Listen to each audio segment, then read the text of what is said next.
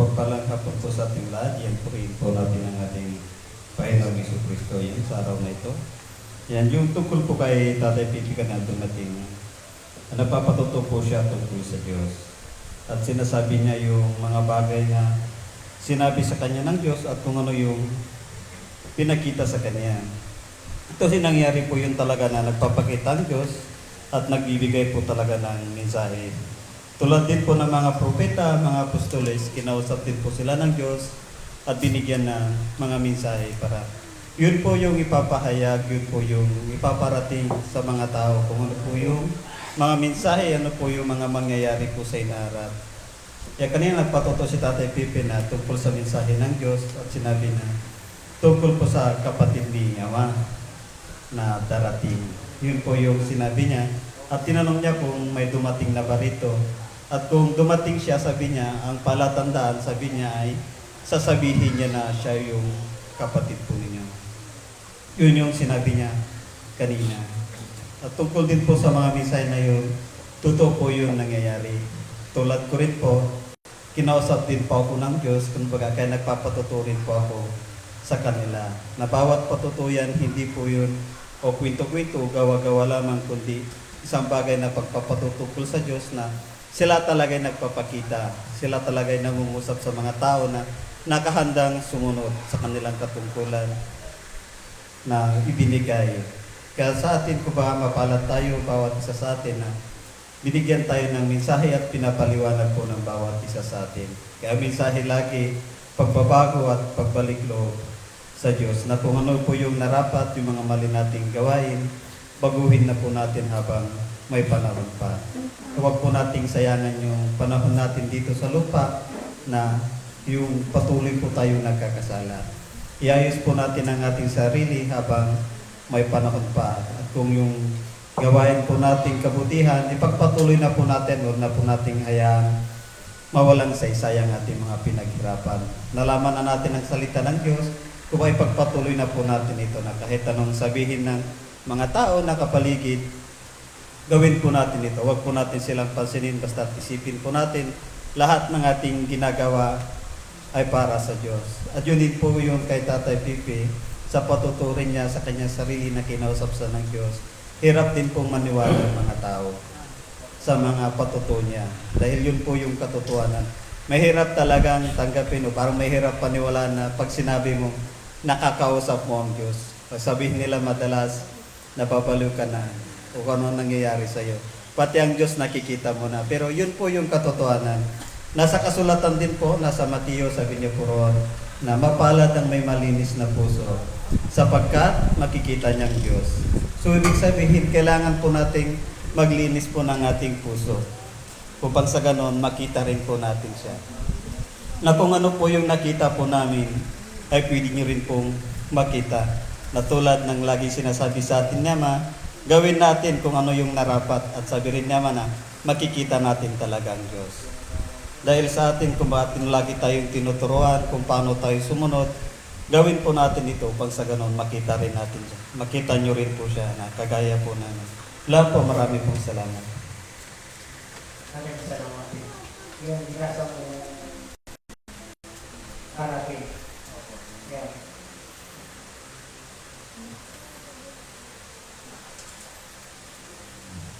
Magandang hapon po, Ama, brothers and sisters, nanonood po. Yung pong tungkol po dun sa pinapaliwanag ng mga tungkol na kailangan nung pinapakita talaga ay kanya-kanya binigay ng katungkulan sa atin, ngayon pinapakita ng Diyos. Malinis ang ating puso at nanangin po tayo, hihiling po tayo sa Diyos, ipapakita po siya. At kailangan din tayong magpumbaba, manalangin. At nandito po sa 2 Chronicles chapter 7 verse 14, kung ang aking bayan na tinatawag sa pamamagitan ng aking pangalan ay magpakumbaba at dumalangin at hanapin ang aking mukha at talikuran ang kanilang masamang mga lakad, aking nang didingin sa langit at patatawad ko ang kanilang kasalanan at pagagalingin ko ang kanilang lupain. At ito po yun, ibig sabihin, ang Diyos ay may mukha. At ito na po yun na kailangan para makita po natin ang Diyos, marunong tayong magkumbaba at siyempre manalangin po tayo, hiling po tayo sa Diyos at sundin po natin ang kalooban na pinag-utos ng Diyos sa atin. Magkumbaba, mag-isama, mag-ibagay, respeto, at iral natin po ang pagmamahal para makita po natin ang Diyos at makapiling po natin sa Kanyang paraiso. Yan po yung daan para makita po natin at magkumbaba po tayo at iral po natin yung pagmamahal. Yun lamang po, maraming salamat po. Tutugtuhan ko na rin po yung sinabi po ni Brother.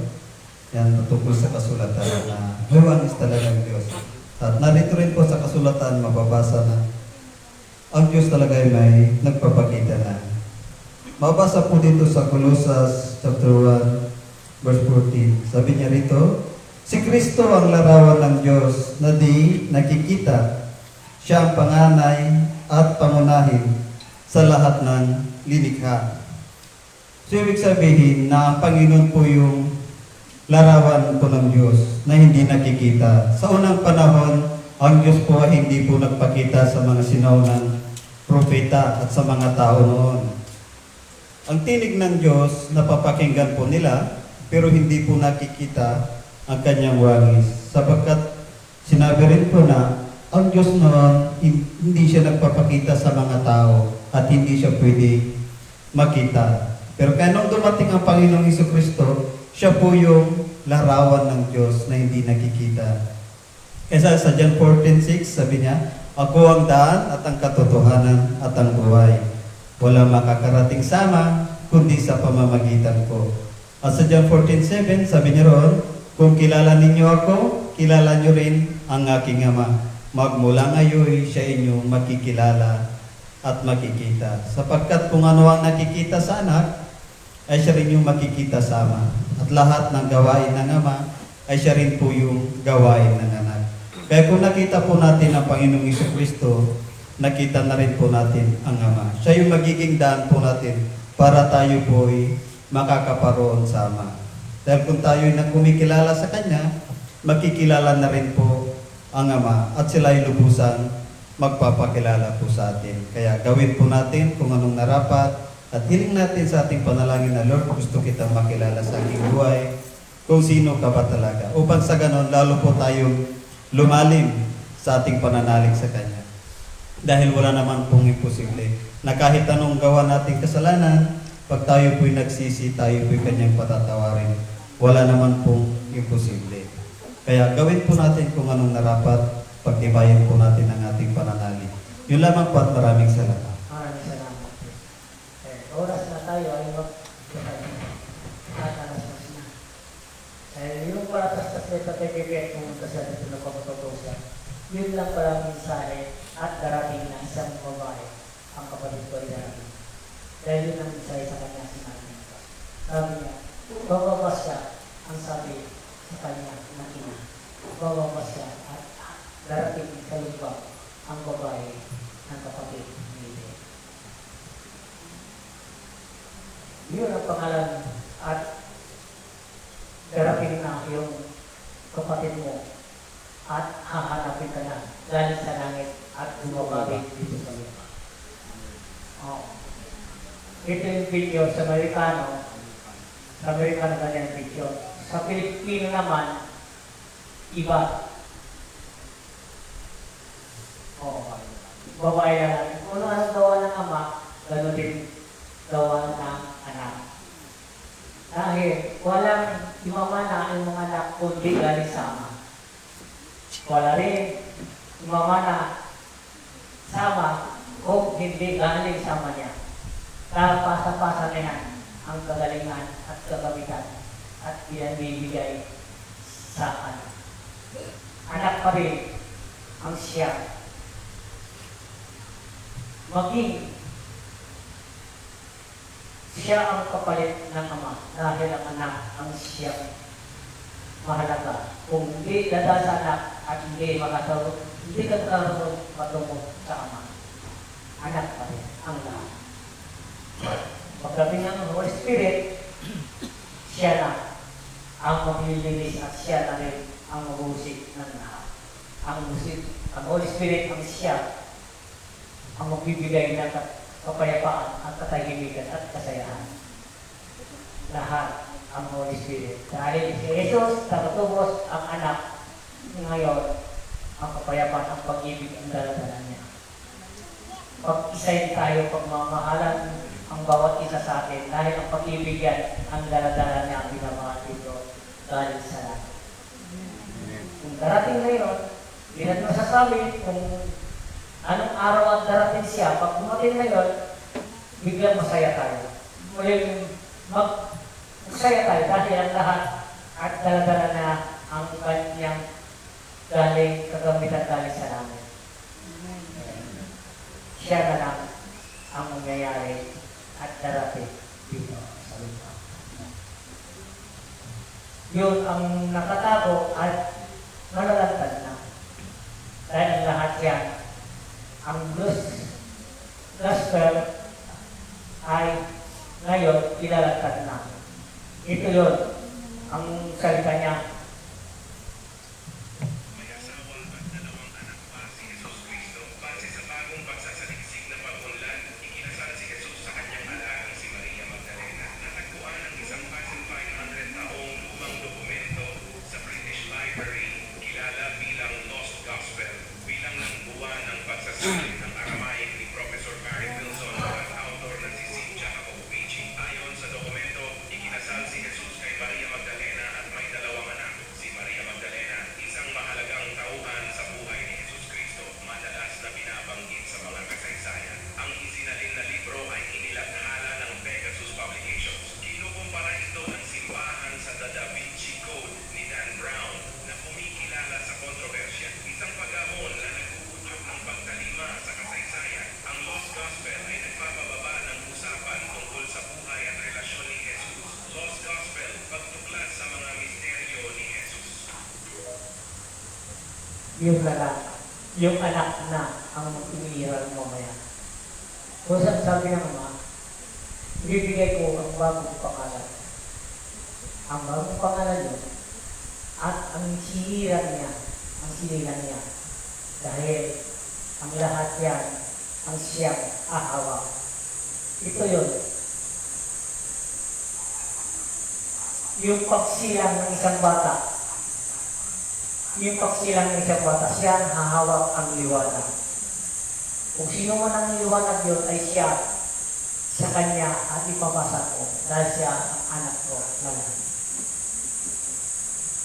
Dahil ang lalaki ang pwedeng mawak sa lahat. Ngayon, ang sabi ng Ama, kung ano man ang aking gawin, ginagawa diyan sa lupa, kung ano man ang ginagawa niya, kung parehas, siya yun, ang aking anak.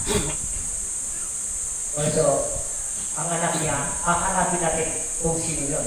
Dahil yung anak niya, tagal na nandito sa Pilipinas. Tignan niyo ang race. Yung dumating sa atin dito, panay race. Ito, ang race ito, ang sabi ng Ama, ang race ito,